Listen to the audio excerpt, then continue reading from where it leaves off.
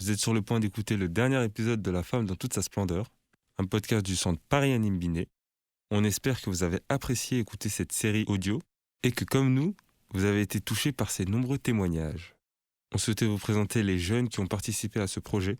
Il y a eu Karim, Abou, Aladine, Werdia, Mazig, Dime, Adama, Yacine et Ami. Merci pour votre attention. Et maintenant, on vous laisse écouter le dernier épisode de La Femme dans toute sa splendeur.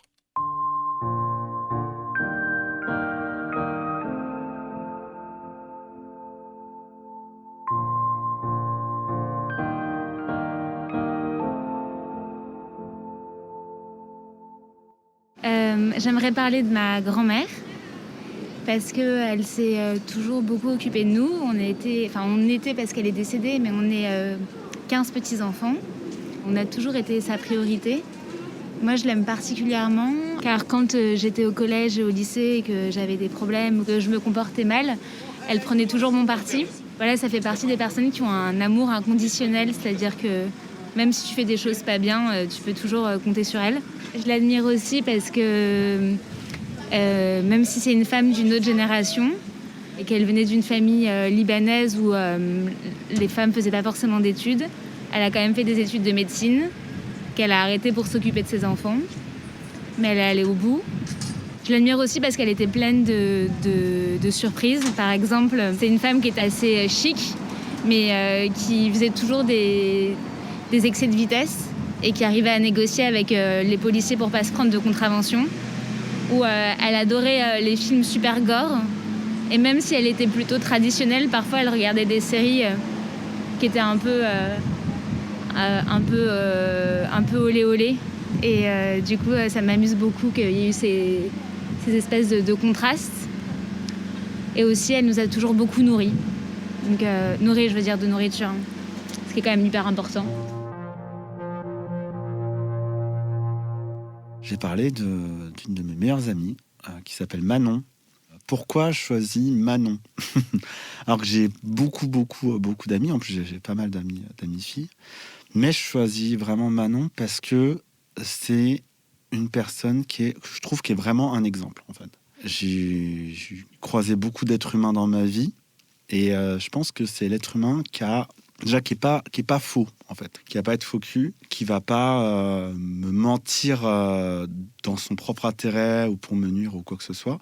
C'est vraiment, elle va être cash. S'il y a un problème, quelque chose, on va en parler, on va en discuter, elle va me dire ce qu'elle a à me dire. Ça va être une relation très claire. C'est une personne, je sais aussi très bien que je peux lui dire des choses que je peux peut-être avoir faites pas bien ou que je pense être pas bien, parce que des fois on se sent comme des grands martyrs ou on se martyrise plutôt beaucoup soi-même. Mais elle va jamais me juger, en fait. Elle va jamais me juger, même dans des moments qui peuvent être des moments un peu durs où moi je suis en difficulté. Elle va pas me juger. Elle va surtout m'aider à relever la tête, à voir les choses en face et à avancer. Et c'est pas tous les amis qui arrivent vraiment à faire ça comme ça et à prendre soin de leurs amis de cette manière-là, quoi. Donc voilà, si j'ai une personne que je veux mettre en lumière, c'est cette amie, c'est Manon, qui se reconnaîtra sûrement et que j'aime très très fort beaucoup. Et d'ailleurs, bientôt, elle va mettre au monde un être supplémentaire sur cette terre qui a beaucoup de chance, à mon avis, de l'avoir comme maman.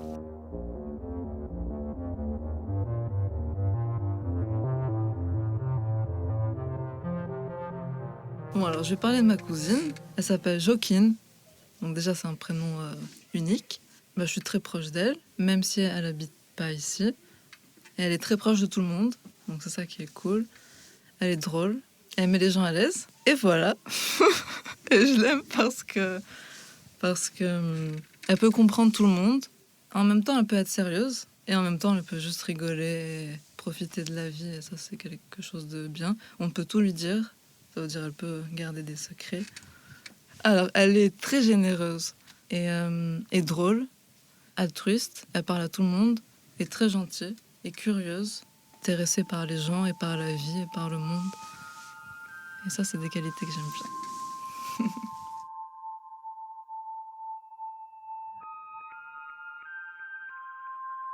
Ma mère, c'est quelqu'un de très très forte. Elle m'a porté 9 mois de son ventre. Elle m'a donné la joie de vivre. Toujours avoir la force, aller travailler à l'école, pas faire de bêtises. Jusqu'à là, franchement, ma mère, elle a assuré, elle a fait son travail. Et je leur dois beaucoup pour ma mère parce qu'elle est toujours derrière moi. Malgré que j'ai 19 ans, elle est toujours derrière moi. Elle va pas en retard à l'école, arrête d'être toujours en retard. Et j'y vais tout le temps. Et ma mère, c'est ma vie, quoi. Ma mère, c'est ma femme, c'est ma copine, c'est ma meuf, c'est... Voilà. Ma mère, c'est tout pour moi. Et je l'aime de ouf, ma mère. C'est... Voilà. Après, ma mère, dans la vie, elle a vécu beaucoup de choses. Comme tous les êtres humains, les êtres humains, hein. Des fois des hauts et des bas. Mais ma mère, elle s'est toujours relevée de tout. Toujours battue. Et jusqu'à maintenant, voilà, hein, elle est toujours là après nous, grâce à Dieu, alhamdoulilah, Allah, et voilà. Hein. Donc voilà, ma mère, je l'aime, c'est tout.